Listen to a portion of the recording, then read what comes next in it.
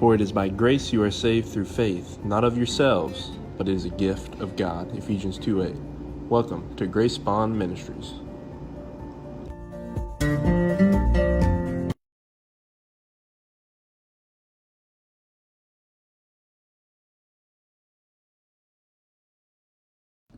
It'd help if I'd unmute myself. Hey, everybody. It's Jonathan here from Grace Bond Ministries, and also Christian Walton. If you've seen the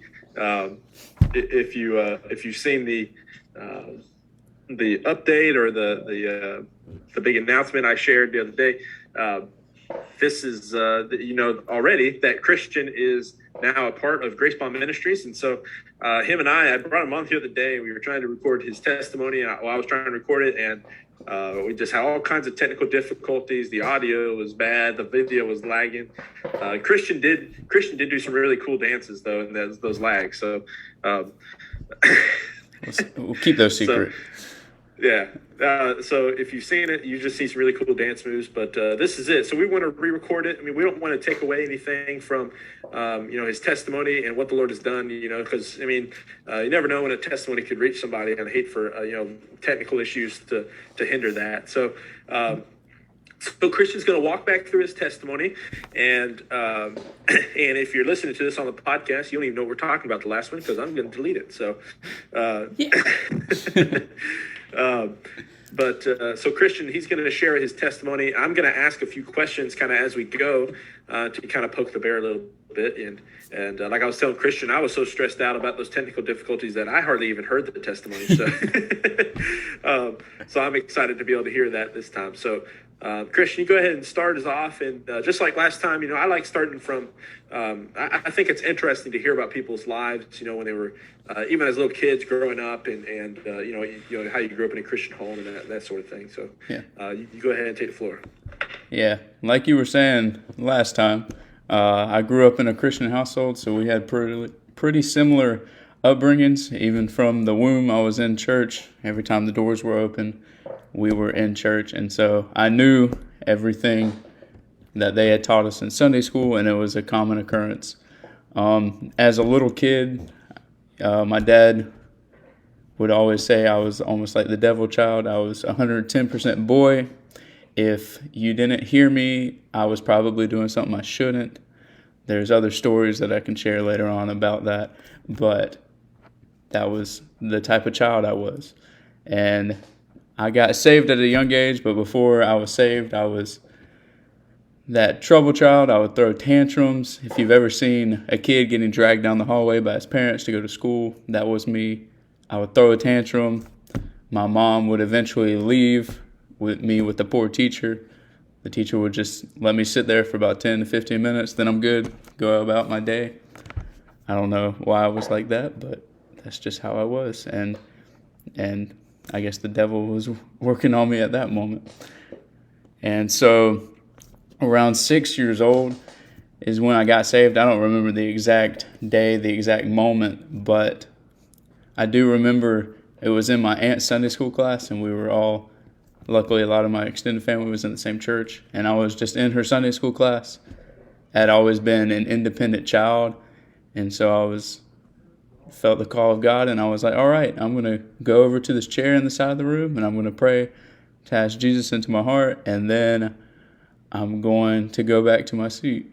And so I went over there. I remember praying, asking him to be my Lord and Savior, and then I just went back to my seat like nothing happened. My aunt didn't really catch it. She just saw me going over there to pray and thought nothing of it. And so it must have been some holiday or some birthday party, because all I remember is coming back to the house, and we were about to have all the extended family over, and we were getting out of the car, and Mom's probably just asking me what I learned in Sunday school, like any particular Sunday, and I was like, oh, I got saved today. And she was like, do what? And if you know me, I'm bad at telling people some details at certain points. And so that probably would have been a good one to share before then. But that was kind of how it went about, and I was that started a growing process. My mom. Go ahead. Can I ask you a question real quick? Yeah, go for it. So, a lot of people, if for instance, I've heard of drug addicts, and they're um, these drug addicts. They're literally, like Michael Brown. Dr. Michael Brown. I interviewed him on this podcast, and he was a teenager on drugs and rock bands, doing all these terrible things. If you haven't heard that is literally my favorite podcast because he's kind of semi-famous. So I was super excited to have him on. He could have just repeated one word over and over again. I'd still been like, that was the best podcast ever. But his testimony was really cool, really powerful. But in Dr. Brown's life, he actually was on drugs and all this stuff, and started kind of getting drawn by the Holy Spirit to church, and to a little Pentecostal church, and he got saved, and he basically said that day I got saved, he said I was going to go home. And he said there was a high chance I may not have lived till tomorrow, And he said it was at that moment that he gave up all the drugs that he was trying and doing and that sort of thing. So how would you respond to somebody who said, you see, when you get saved, it has to be this dramatic experience. It can't be something that you just, nonchalantly tell your mom, yeah, I guess I got saved today, How would you respond to that? I think it's a lot of people, they grow up in church, and so they know the information. And so it's some people, it's that radical change where, hey, I knew nothing about God, and God came and he just wrecked my world and turned it all the way upside down. And then you've got us where if we grew up in church, we learned the information. So it's almost this like slow process of God kind of chiseling away and coming towards us and finally breaking down that wall that we had. And so I think it's still a big moment because you're still going from death to life, but I don't think it's as dramatic as somebody like that, because they had this drug addiction and we were in our sin, but it may have been something internal that you can't really see, such as that, but it's still that transition from death to life. Yeah, and it's weird. I don't want to get too far sidetracked, but just kind of throw a little funny thing in there. There's even been times I'm just sitting there, I'm like, man, I wish I was a drug addict. I would have a cool testimony.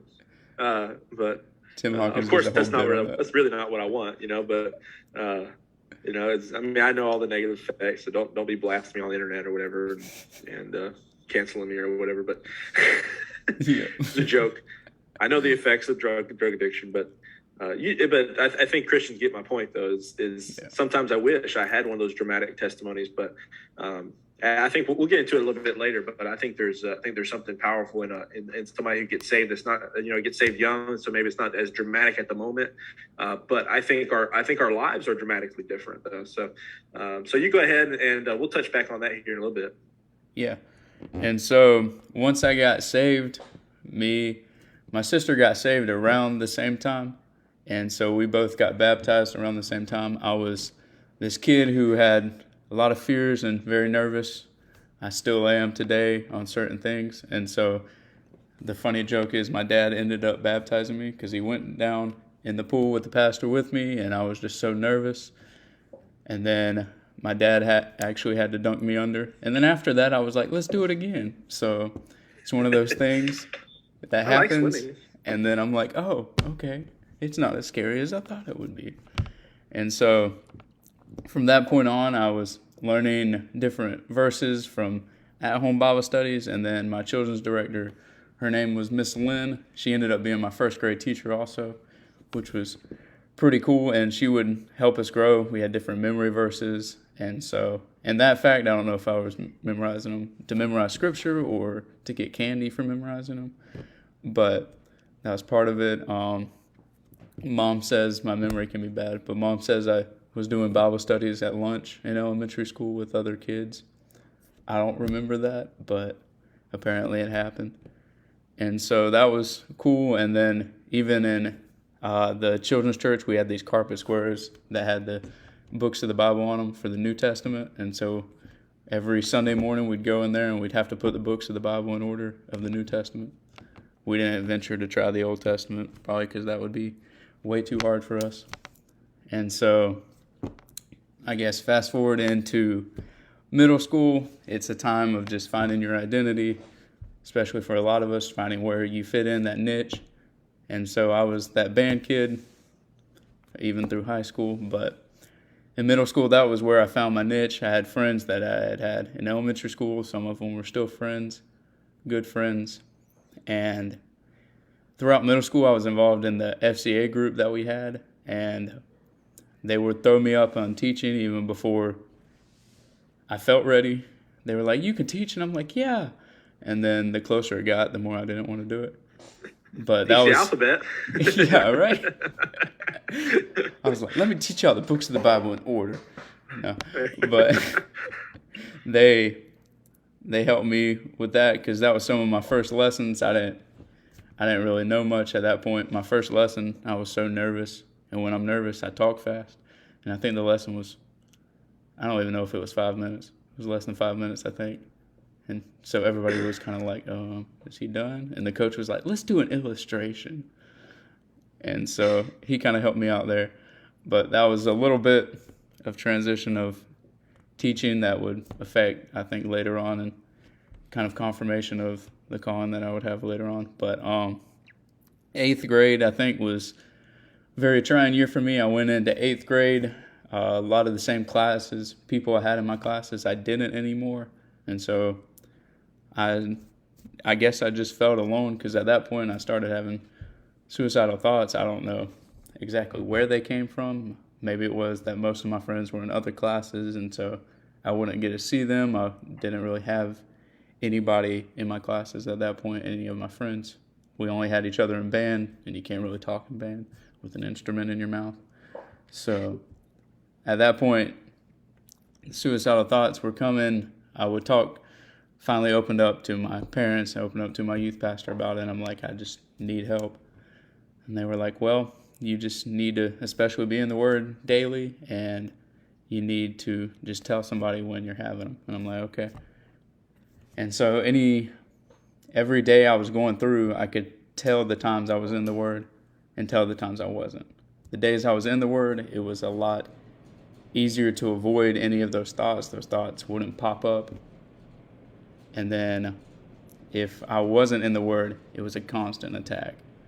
And so I could definitely tell the difference. And I think at that point, and possibly why God allowed me to go through that, was to see the importance of His Word. I saw, I think then more than any other time before, how important His Word was and how it affected just my daily walk and my daily life in that instance. And so I would also, that's a common thing even today, suicidal thoughts, and so going through that can help me help others. And so going from 8th grade, we go into high school, especially 9th and 10th grade year. I was like, I don't know. I'm one to try to think ahead, so I'm like, all right, what colleges? What do I want to do with my life? And I was like, I either want to be a sports broadcaster or a preacher. And people are like, that's different ends of the spectrum. And I was like, I know. And then I finally had somebody say, well, they're both close to communications. And I'm like, yeah, I guess so. But I guess it was looking at my passion of just trying to study His Word and sports. And so I was like, that must be it. I'm like, I could be a sports chaplain too. But after sophomore year, we went to this camp called Sea Salt. And so I was there and we were going throughout, and it was the last night, not to be cliche-ish, but it was the last night. So he was giving this good evangelistic message.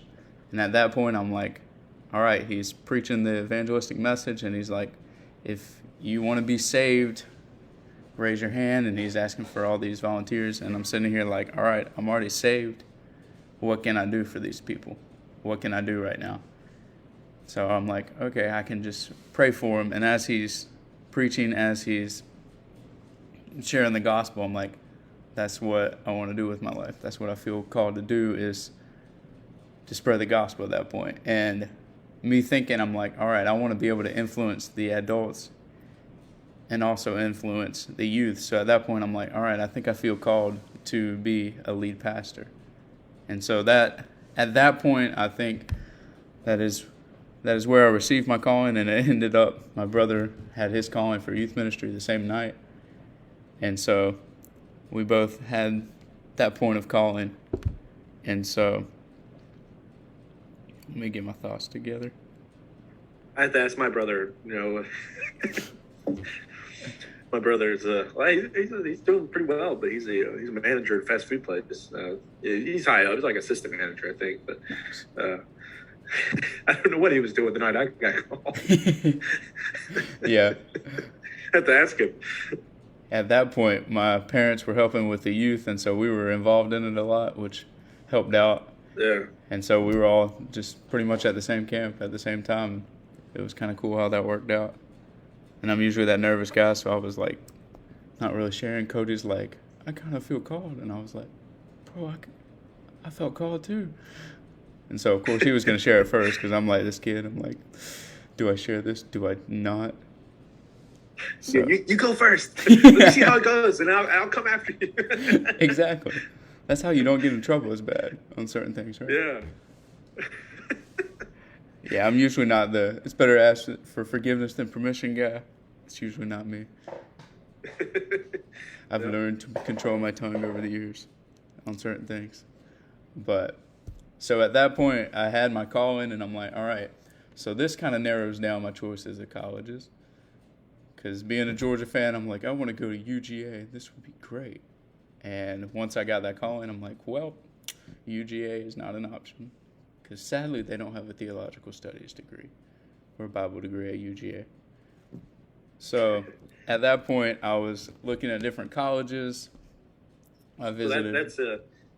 That's the real reason we made this podcast today, is because we wanted to represent UGA after they win the championship. So so the technical difficulties were predetermined. This is what God is sovereign. Yeah, no contingencies. It was just it was predetermined, all set up beforehand. So we definitely know what we're doing. Oh yeah, for sure. We were just messing with y'all. Yeah, we just had to. Because UGA. Go Dogs. But bandwagon over here. Okay.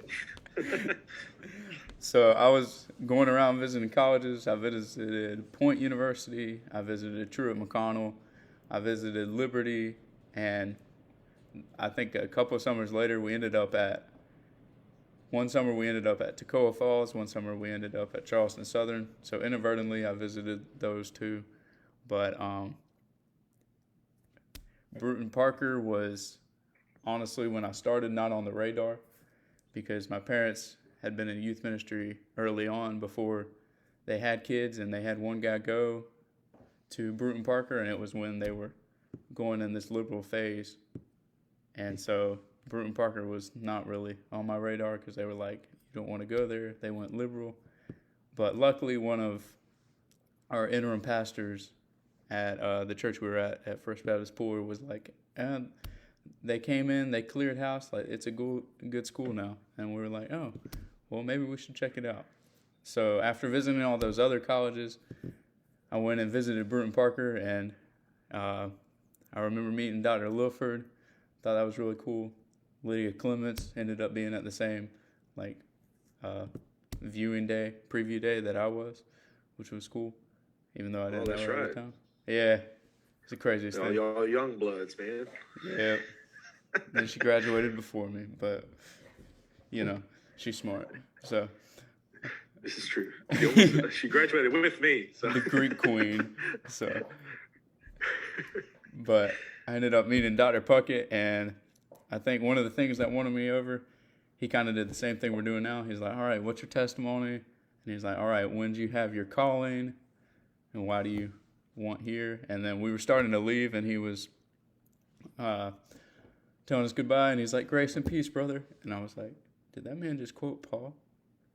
Like, he just gave me like a Paul greeting going away. And so that just blew me away, because I'm like, I don't think I've ever heard anybody say that to me in that context. And I was like, well, I narrowed it down to Bruton Parker and Liberty at that point. I was like, if I'm going to go, I'm going to get in debt. I might as well go big or go home. But so I was like, I could go to Liberty, and Liberty's got that awe factor. They're huge. Now they've got D1 sports. Like, I was like, I could either go there or I could go to Bruton Parker. And I was like, well, Bruton Parker's going to be less debt. I really like Puckett. I like their programs, and I'm like, it's not too far from home. So I was like, all right, I think I'm going to go to Bruton Parker. And so we flash forward to our Bruton Parker years. I got connected with y'all through Austin's Bible study, which is ironic now. We see that. But y'all continued. I was that weird smell from the dorm. That's where I was. Yeah, I met Jonathan, ended up being my suite mate first year there. Yeah. So he comes in and I heard the commotion. I'm already there, and these freaking young bloods show up, and so I walk in there to introduce myself, and I'm like, "Hey, I'm Jonathan." I walk in there. There's like 15, 20 people. I don't know. It's probably not that many, but there's a lot of people there. No, and I'm trying to figure out which one of them is the student. All right, I knew it wasn't a girl because our school, girls and boys were split up. and I knew it probably wasn't his parents. And so I'm like, well, it's either you or your brother, and I think I guessed his brother. So yeah, it's fine. Like, which he's the coworker too. He went to a worse school, so he went online to Liberty, so yeah, he took that route. Yeah, but we don't do on the lines at Bruton Parker yet. Well, we didn't then. We do now. Thanks, Kobe. Yeah, yeah. Don't cancel me, please. But yeah, and so just enjoying Bruton Parker years. I think one of the good deciding or pushing factors was we had spring revival where all the students were speaking. I think it was my sophomore year, and Lydia, good old Lydia, called me up and was like, "We want you to speak at spring revival," and I was like, "Are you sure about that?" And she was like, "Yeah, we want you to speak," and I'm like, "Don't y'all have like some older people?" I may have mentioned your name. I can't quite remember. I'm like, "Can't Jonathan speak?" Like, they're like, "No, I can't, actually. I did, but I can't. I can't do it, but I did it anyways." They were like, "No, we want you to speak." And me being nervous preaching, I'm like, I don't know about that. But if you've ever met Lydia, you can't really tell her no. She'll eventually get you to tell her yes. And so yeah. I ended up doing that, and it was such a great experience. I was so nervous, but getting up there, God gave me that peace of mind because First Baptist Church of Pooler, which I mentioned before, they had licensed me to preach in 2016, and so they have seen my transition because at first, like I said, I was nervous, and when I'm so nervous, I speak really fast, and I would go through pages of notes, and it'd only be like a 15-minute sermon, which most churches like that, but I knew that I was not covering the material too well, and first time I tried to speak, whenever I got super nervous, my stomach would get upset, and I was like, I cannot go on stage and puke. And so the first Sunday I was supposed to preach, I actually didn't that Sunday morning. I was like, I can't do it. I'm like, I'm going to go up there, I'm going to puke on stage, I'm going to embarrass myself, I'm going to stain that poor red carpet. But luckily they ended up letting me preach that night, and it was a lot better because we know Sunday night services usually have less people. So I was like, it's less people to be nervous about. But now they saw my transition to how God is growing me and helping me through my nervousness, because honestly, it's one of those things where I'd rather not be in front. I don't like to talk in front of people a lot of times. It's definitely a growing thing. But I think that's one of the things God has taught me in learning how to just talk to people normally. Or like some people you say, they can just talk to a brick wall. And I think I'm slowly learning to do that because I'm like, God's going to put people in my life or put people and be like, all right, go talk to them. And if they're a new person, that, or he's going to give you a bunch of brick walls. So. Yeah, Just add in the reckless love teaser. No wall you won't kick down. But, and so I think that's a lot of the growing experience I've had is learning to trust him in that fact. Because sometimes I'm like, are you sure? Are you sure I'm supposed to be doing this? Or are you wanting me to do this? But it's a constant reminder. And like a couple of summers ago, I'm always on the run. I always like to be doing something. And so that summer I had planned to do sports ministry camps I had been doing throughout college. And I was like, I love being able to combine my faith and sports. And right before the summer started, this was like the very beginning of COVID. But I ended up snapping my arm in half. Pictures can be seen on Facebook of that, or of the X-ray at least. And where did this happen at? This happened at a church. Good times. But no, we were at... Dangerous work being a pastor. No, I love American Ninja Warrior, what can I say? But that was one of those times I should have practiced this thing called self-control. But I did not, because there was these little hanging beams that was for like stage lights, and I couldn't just jump up and grab them. So I was like, okay, I got to jump off the wall and try to grab them. And I was like, all right, I'm not going to do it unless these other guys who were here with me were doing it. Because we were making these bags for the homeless, and we had gotten done, and we were just goofing around. And what do you know? Those guys started doing it. So I was like, now I got to try. First time I tried to run up, I jumped, slipped, my foot slipped off the wall. And so I was like, I got to try again. That was like the worst attempt I've ever seen. Second attempt, I touched the bar, and I was like, I've got to go again. Third time's the charm. It was a charm, all right. But went up, jumped off the wall, and when I grabbed it, my weight took a hold of me, and so it flung me off. And so when I was going to the ground, I tried to catch myself with my left arm, and it just snapped. And luckily, this is definitely God. There was a lady there who, her husband is an orthopedic surgeon, and she worked with the orthopedic. So she quickly drove me, got me past all the lines, and was like, this guy needs to be seen. And I ended up having surgery that day. But at that point, I'm like, well, I feel like my summer is ruined because the doctor was like, you can't even sweat with this cat. And I'm like, man, I sweat sitting down. Like, what do you want me to do? So it's like, you must sit down and you must do nothing, basically. And so I think God was like, you're always constantly running. There's times you need to slow down. And, of course, I didn't want to slow down. So even through that, I think he taught me sometimes you got to take the break. You got to slow down. And so that was an interesting experience. That was a learning curve. And then God put me in different leadership positions senior year that I think helped to mold me within KTK, and now being a student pastor out at Oak Hill Baptist in Millen. Those lessons that I learned back then I think are helping now, and God's just teaching me how to be a better leader for those kids and be the example, because they're always going to be watching me, looking at me. What am I doing? What am I reading? And if I don't live the example, then they're not going to live it out either. But I think that's where I'm at now. And I don't know if I ever shared it on the podcast or not. I'm sure I shared it with you, but I went to watch that. I told you about the God's Not Dead movie, and I had a panic attack and all that. I tell you about that? I think so, yeah.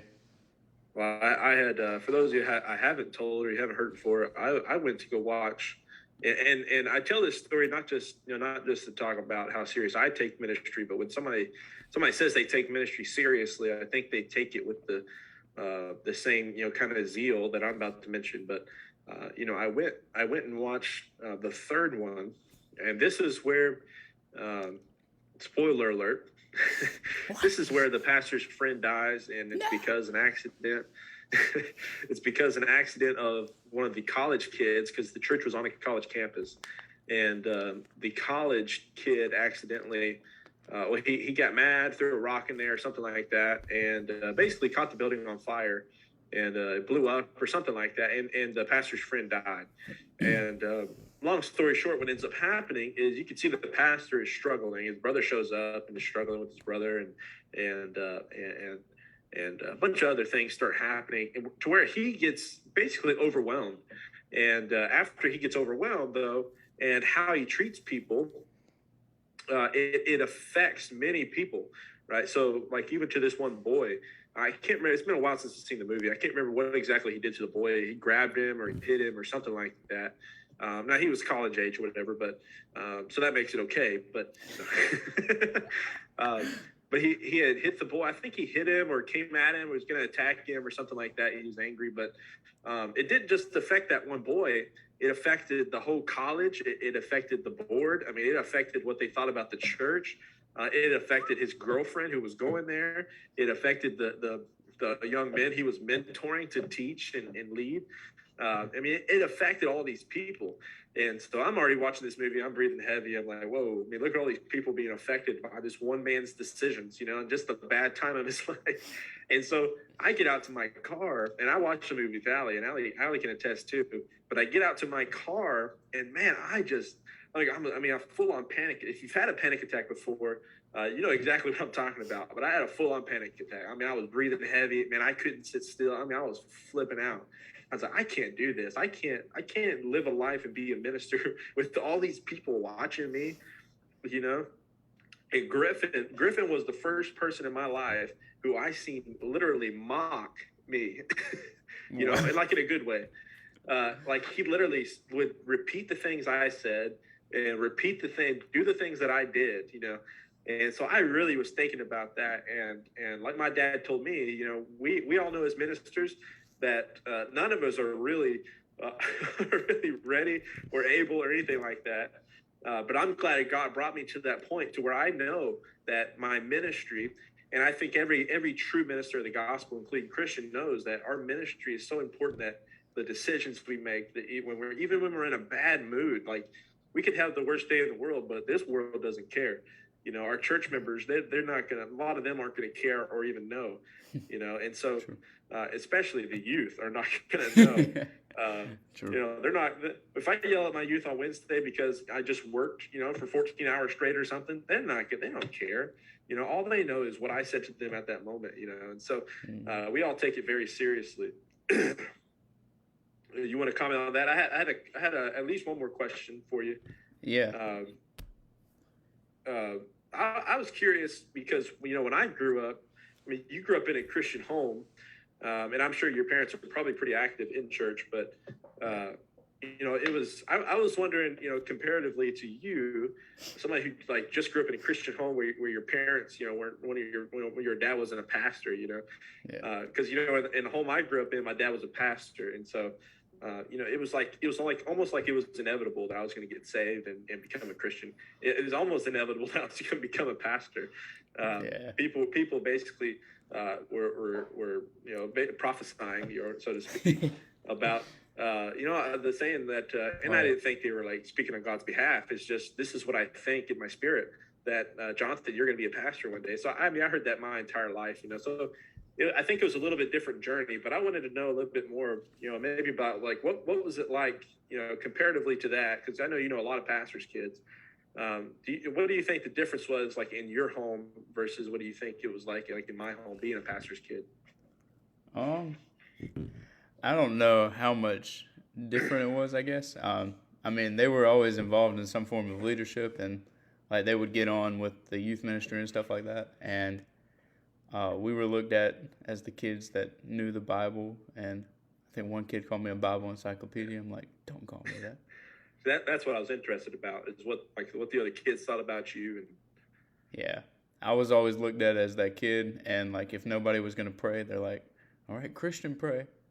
I'm like, y'all can pray too. But I was always that kid that was like called on, and we knew a lot of the different stories from learning at home also. And so I guess a lot of PKs, the eyes are on the pastor's kids. And so I don't think it was as much of a surveillance on us as it would have been you, but I think they were still looking at us. They would look to us knowing that we knew stuff. Yeah. And did you, because a lot of times I think my dad tried not to, but oftentimes my dad would sometimes bring church issues home. Did you ever face that too? I mean, was there any like major issues, or did you just kind of hear about pain in the butts? Oh yeah, well, when they were in youth ministry, a lot of it we had already seen. But especially when my dad was chairman of deacons at our old church at First Baptist Pooler, there was a lot that went on. And as chairman of deacons, my dad would hear about it, and so we would hear about a lot about the issues, especially in that fact. And so we would see some of the ramifications. There was one time we tried to basically try to vote a pastor out because he was going behind the church's back and doing certain things, just spending the church's money without telling them, and just not cooperating with us, not really shepherding the flock, as you say. Like he was preaching, and he was good at preaching, but he wasn't shepherding the flock, and he just wasn't a right fit for the church. And my dad was chairman of deacons at the time, and we tried to have like a session, and we tried to just let him go and it be peaceful, and it turned not too good, and we saw a lot of the ramifications of that. So I think that was one of the main things, and I think I saw the importance of unity in a church at that point. Now, did you ever have times where especially your dad being like chairman of deacons? I mean, was there times where he was like you would hear rumors or something like he was personally attacked? Like people just start talking about him, whatever. I think especially after like they do a pastor. Yeah, I haven't heard any student pastor talk about me yet, but no, especially when he was chairman of deacons. The pastor doesn't hear it. The pastor doesn't actually hear the talk. We just know it's out there. That's true. But when he was chairman of deacons, I think after that big meeting that turned out wrong, there was plenty of people that were just calling him names. Some of them stood up in the meeting and did it right there, so they had no shame in that fact. But I think a lot of it happened as a result of that. But I don't know how much was just rumors or secrets. So I think that's about what I know on that issue. The reason I asked that is because I know one of the toughest things in my family was, people it's just growing up in church. It's part of my testimony, which I don't even know if I've really shared my full testimony on the podcast. A lot of it has to do with because I'm kind of scared because everybody that all those people that were part of my sanctification process. They're on my Facebook, so they might come find you. But it was just some tough stuff being a pastor's kid, and I don't know why in the world I still do this job after going through all that, but I know why. I'm just kidding, but I do it because God called me to do it, and we love people. My dad loves people. Even though he's not in the ministry right now, I know he loves people. He's got it in his heart. You can't take that pastor out of a pastor. But it was definitely tough, and I think it added not only to my own testimony but also my siblings. Just hearing some of these stories and the things that were happening, and in church. Like all those complaints and stuff people from the outside of church have about churches. We were seeing it. Yet we were treating it like it didn't really matter, So that was just the reason. I was just curious about that, what the differences were there. But all right. You have anything else you wanted to add, or? I think you were talking about just feeling unqualified. A quote I've always heard is God doesn't call the qualified, he qualifies the called. And we see that a lot of times in the Bible, like people we wouldn't have expected to be the people to know. Like even in the Christmas story, we see the shepherds are the first ones to know, and they were considered one of the lowest positions. We see David, who was the shepherd boy, come to be the man who's after God's own heart, even after his adulterous affair with Bathsheba and everything that went on there. And we see that even though there are these big leaders that God had picked, he qualified each one of them.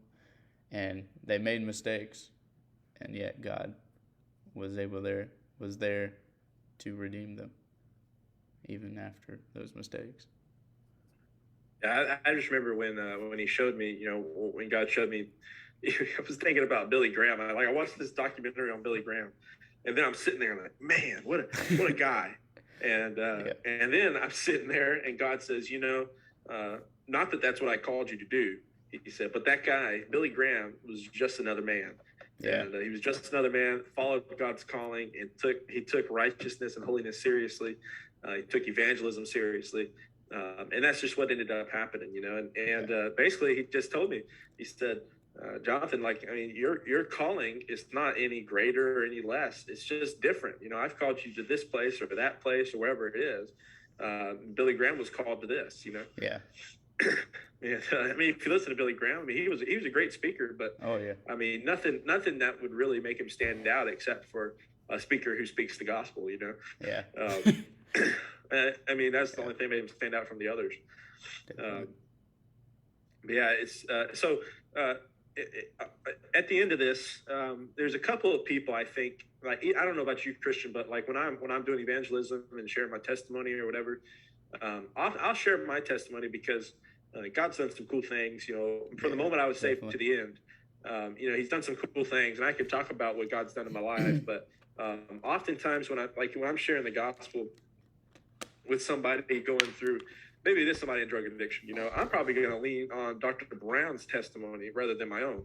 Yeah. You know what I mean? Oh, yeah. But I do think there is a group of people that we can reach better with our testimonies, because our testimonies basically are the same. We kind of line up. Yeah. In basically in what happened. The only the major difference between mine and yours is I lost my mom there in the middle. But yeah.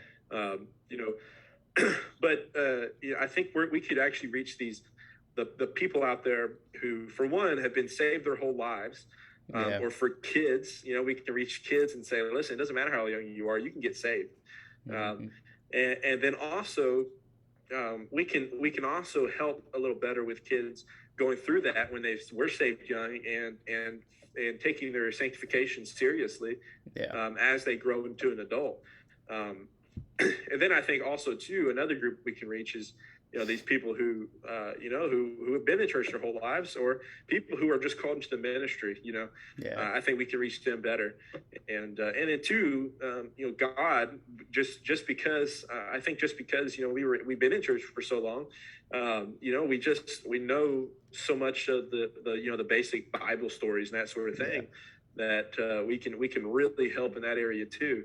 And of course we both have Christian studies degrees and all that too, but I think there is a little bit of difference there of being in church our whole time, and then too, with the issues we've seen in churches, and somebody says, I just hate going to church because of the hypocrites, or I hate going to church because this one person is just a pain in the butt. All they do is complain. All they want to do is rip up the carpet or something. I don't know. But we can talk to that group too and say, listen. Let me tell you the stuff I see in the church, and I still go. And not only that, I do the same job my dad did. Even though after I saw the way some people treated him, and if you're watching that from that church, just listen. Not everybody treated him bad, and the ones that did, usually it wasn't a constant thing. It was just different scenarios. So I just want to throw that out there, just in case somebody from that church is watching. But but what do you think about all that? You got anything final to add, and then we'll close this up? Yeah, I think that's a lot of the issues, because people will say there's hypocrites there, and I can't remember who I was listening to. I think that was Matt Chandler. He was like, yeah, we're hypocrites. Come join us. You are too. Which I don't know if I'd go that route. But, I mean... what was his name? I can't remember his name right now. But he's an evangelist in Georgia. Maybe he'll come to me here in a second. Ray Comfort? No. Lynn Turner. Oh, He said when people tell me, I don't want to go to church, there's too many hypocrites. And Lynn Turner said, I'll tell them now. He said, I'll tell them, that's right.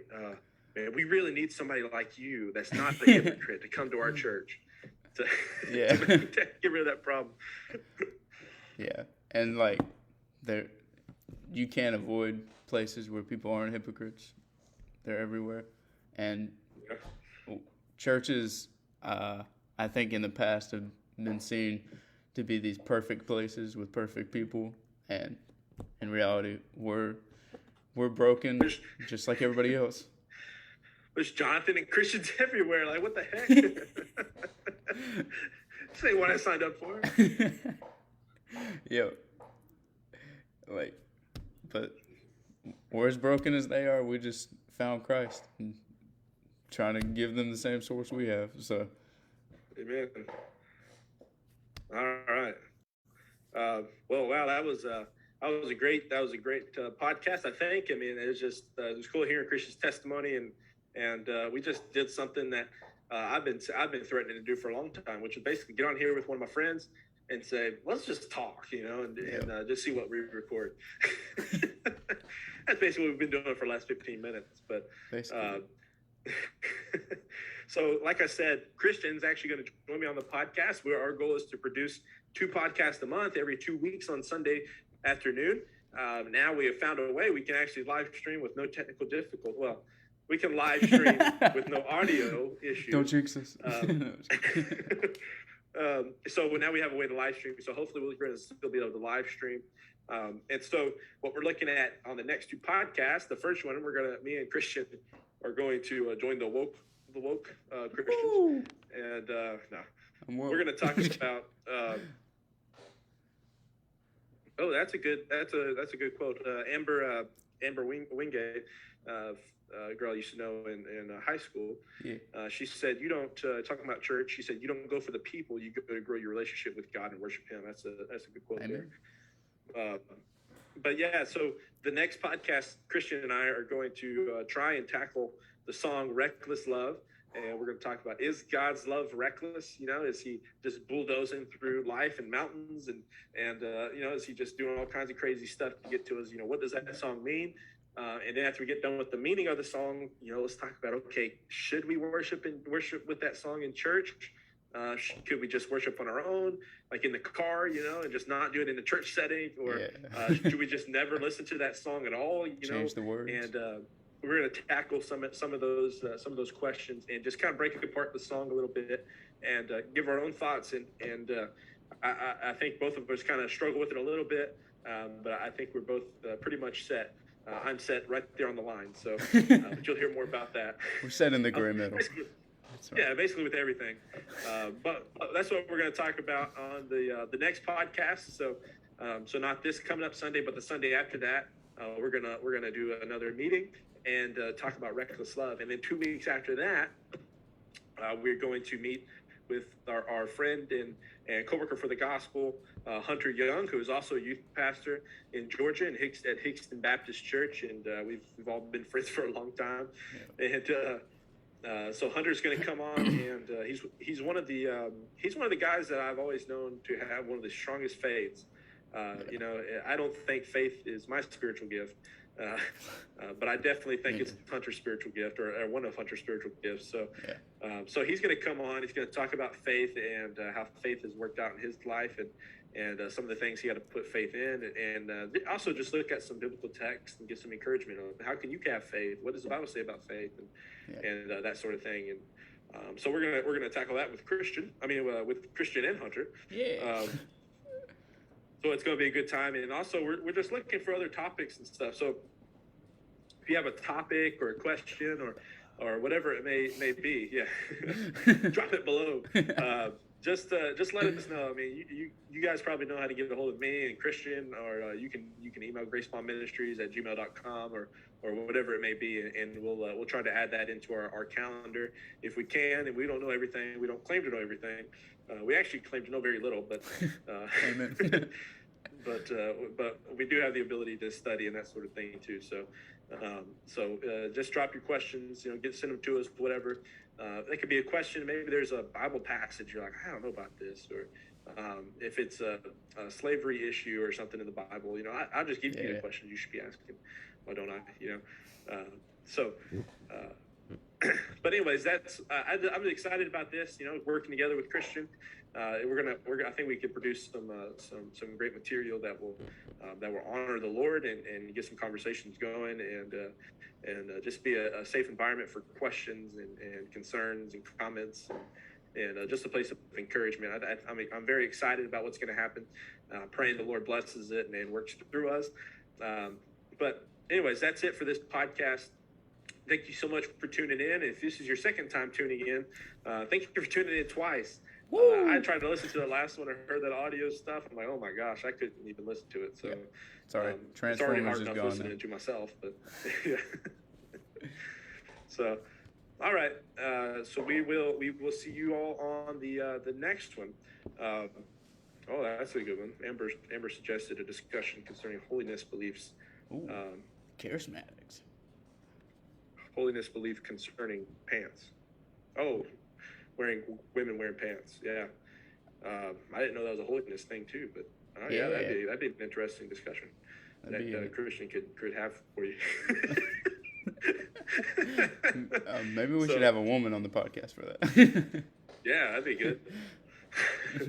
I know a couple of them. Whoa. So, all right. Christian, if you'll go ahead and play that the closing video, and we will see you all on the next podcast. See y'all later.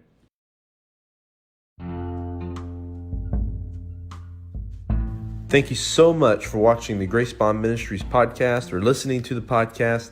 I know there's various ways that you could be listening to this right now or watching this right now, but I just want to say thank you so much.